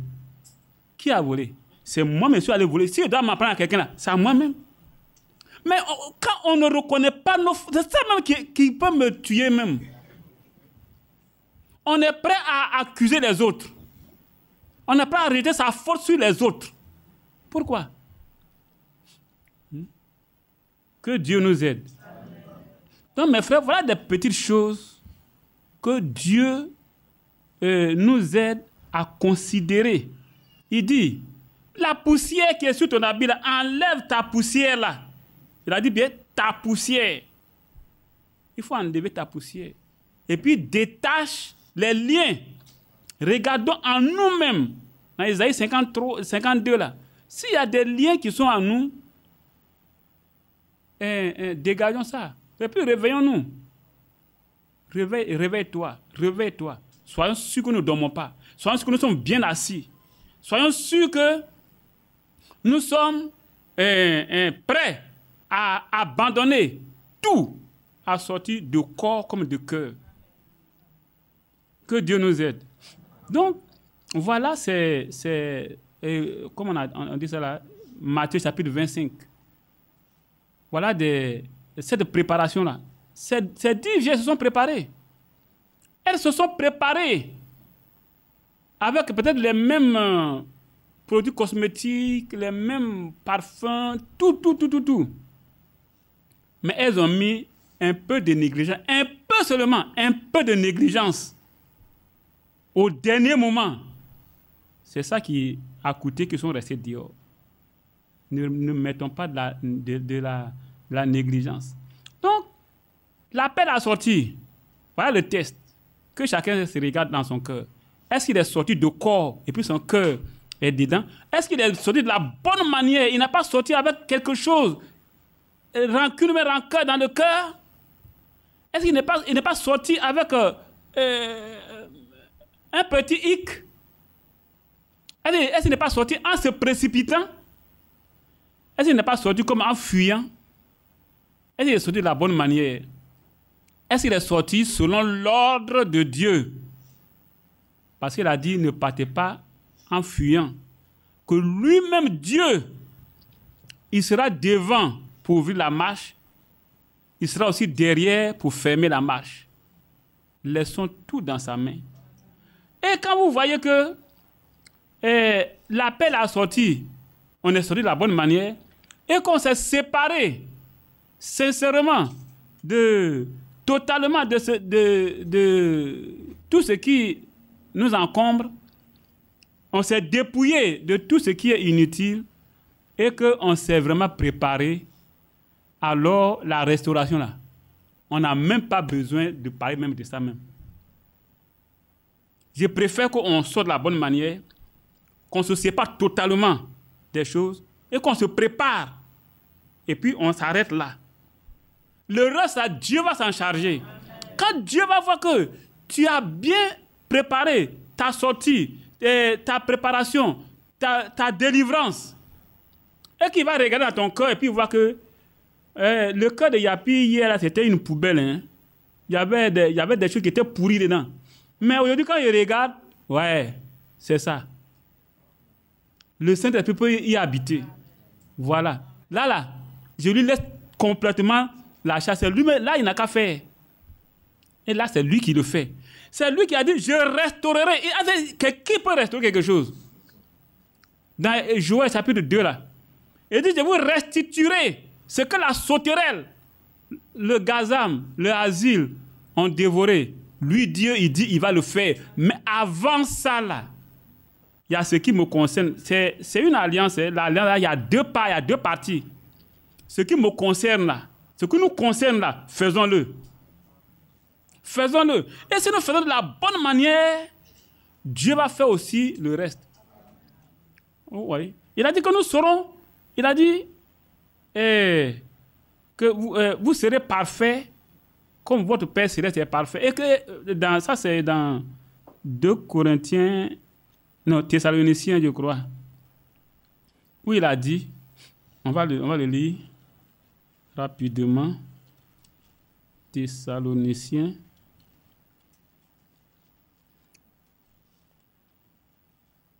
1 Thessaloniciens chapitre 5, le verset 23. Que le Dieu de paix vous sanctifie lui-même tout entier et que votre être entier et que tout votre être, l'esprit, l'âme et le corps soient conservés irrépréhensibles lors de l'avènement de notre Seigneur Jésus-Christ. C'est lui qui vous a appelé, celui qui vous a appelé est fidèle et c'est lui qui le fera. C'est important. Celui qui vous a appelé est fidèle et c'est lui qui le fera. C'est-à-dire, il rendra votre âme, votre esprit et votre corps irrépréhensibles. Quand on parle de ça, les gens disent que mais on ne peut pas être parfait. Mais quelque part, il a dit, soyez parfaits comme votre Père céleste est parfait.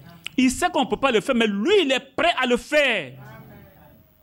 Pourvu que nous sortons de la bonne manière, pourvu que nous nous séparons de la bonne manière, pourvu que nous nous préparons de la bonne manière, lui-même, il va le faire.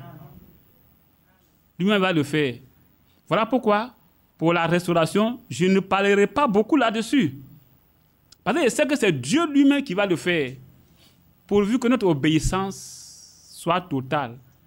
Il est dit dans Actes chapitre 5, verset 32, là, je crois, que nous sommes témoins de même que le Saint-Esprit que Dieu a donné à ceux qui lui obéissent. Ceux qui obéissent à Dieu, qui attendent à ce que Dieu, qui ne se précipite pas pour sortir, qui demandent à ce que Dieu les conduise. Pose ton pied ici, comme ça, comme ça, comme ça, qui sont obéissants, dociles. Alors ceux-là, Dieu lui-même va leur donner son Esprit Saint. C'est lui qui le fera. Ce n'est pas quelqu'un d'autre. Vous voyez? Alors mes frères, mes sœurs, ceux qui ont suivi aussi en ligne, que Dieu nous aide. Le frère a parlé pendant plusieurs séances des 4 objectifs. Les 4 objectifs de la venue de ce message. Ce matin, j'envoie ce test-là pour que chacun puisse s'examiner, pour sonder, pour ne pas qu'on brûle des étapes. Parce que si quelque part, il y a quelque chose qui n'est pas bien fait, alors ce n'est pas, on ne pourra pas atteindre l'objectif. Et à la fin, pour montrer que la restauration est faite, la restauration est totale, nos cœurs doivent retourner au cœur apostolique. C'est-à-dire, la même manière que la multitude, 5 personnes, 5000 personnes, regardez bien dans Actes chapitre 4 là, elle a dit 5000 hommes. Ça veut dire qu'on n'a pas compté les femmes. Hein. Ça veut dire qu'on n'a pas compté les enfants. Quand vous lisez bien dans Actes là, il a dit 5000 hommes. Si on ajoute les femmes et les enfants, ça peut dépasser 10 000. Mais cette multitude-là n'était qu'un cœur et une âme. Ils étaient plus soudés qu'un foyer. Dans un foyer, l'homme et la femme forment un seul corps. Or, ici, c'est une seule âme. Ça veut dire qu'ils sont plus soudés. Mais regardez au milieu, nous, on est combien? On est combien, puis on ne s'entend pas. Et puis là, on va me blaguer, moi, pour dire que nous tous, nous sommes dans la vérité. Non. Il ne veut pas qu'on vous blague aussi. Si je suis dans la vérité, j'ai le même esprit, mon frère Léon a le même esprit, mon frère Do a le même esprit, on va s'entendre. Le frère a l'habitude de le dire. Si on prend un Chinois, un Américain, un Africain, et puis un Français, qui ont le même esprit, devant une même situation, ils vont réagir de la même manière. Si on ne réagit pas de la même manière, moi, je ne peux pas réfléchir autrement que de dire que on n'est pas soudés de la même manière. C'est-à-dire, dans une construction, c'est le ciment qui fait les joints, qui serre les briques entre elles pour que le mur soit solide et droit. Alors, s'il n'y a pas ce ciment-là, quand on va donner un coup de marteau, tout va tomber. Si le Saint-Esprit n'est pas là, allez provoquer quelqu'un quelque part, vous allez voir comment il va vous gifler. Vous allez voir. Mais c'est le Saint-Esprit qui fait qu'il y a l'unité de la foi, il y a l'amour entre nous. C'est le Saint-Esprit qui produit ces choses-là. Ça, c'est un signe aussi que vous pouvez attraper pour marcher. Pour ne pas tomber dans les pieds de certaines personnes. Que Dieu nous aide. Donc, si, mes frères, la restauration est faite en nous, alors nous pouvons tester pour voir si nous sommes restaurés. Alors, les sentiments qui étaient en Christ seront en nous. Quand nous voyons que nous sommes prêts à pardonner, nous sommes prêts à supporter, nous sommes prêts à aimer, tout ça, quand nous voyons ces choses-là en nous, l'Esprit lui-même rendra témoin à notre esprit que nous sommes enfants de Dieu. Selon Romains 8. Vous voyez, l'Esprit nous dira que nous sommes enfants de Dieu. Et je disais une fois à Kouré que c'est vrai, le Seigneur, il est écrit que ce qui concerne le jour et l'heure, la Bible dit que personne ne le connaît. Ni les anges, ni le Fils, ainsi de suite. Mais le retour du Seigneur, là, il y a des gens qui sauront. Il y a des gens qui sauront le retour du Seigneur. Parce que Jésus lui-même l'a dit. Paul l'a dit. Et dans l'Apocalypse aussi, ça a été dit. Alors, s'il y a des gens qui sauront, si Jésus dit, si tu ne veilles pas, je viendrai comme un voleur, et tu ne sauras pas à quelle heure je viendrai sur toi. Renverser la phrase. Si tu veilles, je viendrai comme un voleur sur toi, et tu sauras à quelle heure je viendrai sur toi. C'est comme ça, moi, je lis la Bible.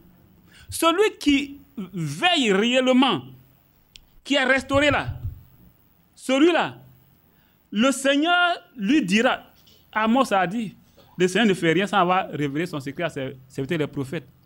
Au moment, à un certain moment là, Jésus a dit que dans Matthieu, dans Jean peut-être 14 ou 15 là, que l'ami, il dit tout. Il dit tout. Et il ne cache rien.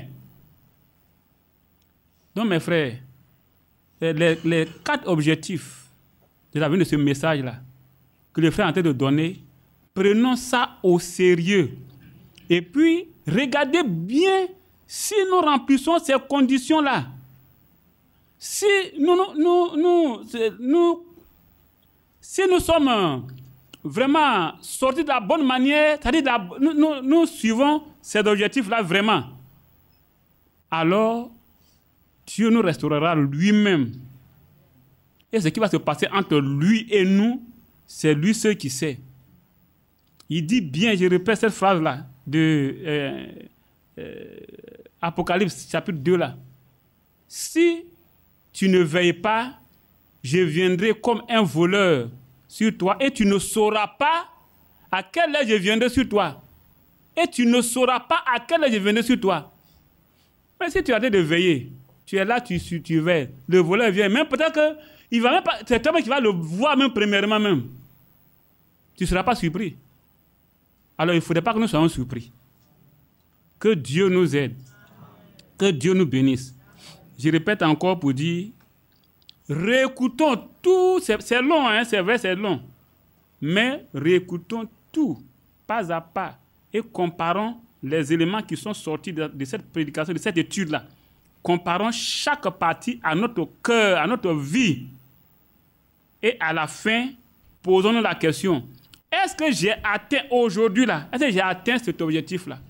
Est-ce que mon cœur est retourné au cœur des apôtres? Est-ce que la parole a été vraiment restaurée? Tout a été restauré en moi. Que Dieu nous bénisse. Je crois que j'ai terminé, je vais m'arrêter là. Le frère, peut-être il viendra demain, mais après-demain, selon que le Seigneur conduira les choses. Que Dieu puisse garder son serviteur, qu'il puisse venir en paix, et que les autres fois, il puisse rentrer encore dans les détails. Ces enseignements nous font vraiment du bien. Ça nous fait tellement de bien. Et souvent quand on est là, je le taquine pour lui dire, mais frère, est-ce que tu sais pourquoi tu as sorti là même là? Je ne suis pas prêt à ce que tu fais chose là. Si tu n'étais pas sorti là, toutes ces prédications, ces enseignements là, tu penses que là-bas tu pourrais avoir le temps de prêcher tout ça là? Ça fait combien de prédications tu as donné? Ça fait combien? Est-ce que tu pouvais donner ça? Et le bien que ça a fait à tant de personnes, tu sais que est-ce que ça pouvait faire ça? Non. Donc, toujours concourt au bien de ceux qui aiment Dieu. On va de l'avant. Mais, seulement, mes frères, il ne faudrait pas qu'on rate. On est sorti, il faut arriver au bout. Il faut arriver au bout, hein. On ne sort pas pour rester au milieu du chemin. On ne sort pas pour rester en chemin. On ne sort pas pour être dispersé ou bien pour regarder ailleurs. Pour être non. Nous sommes sortis là. Allons jusqu'au bout. Que Dieu nous bénisse.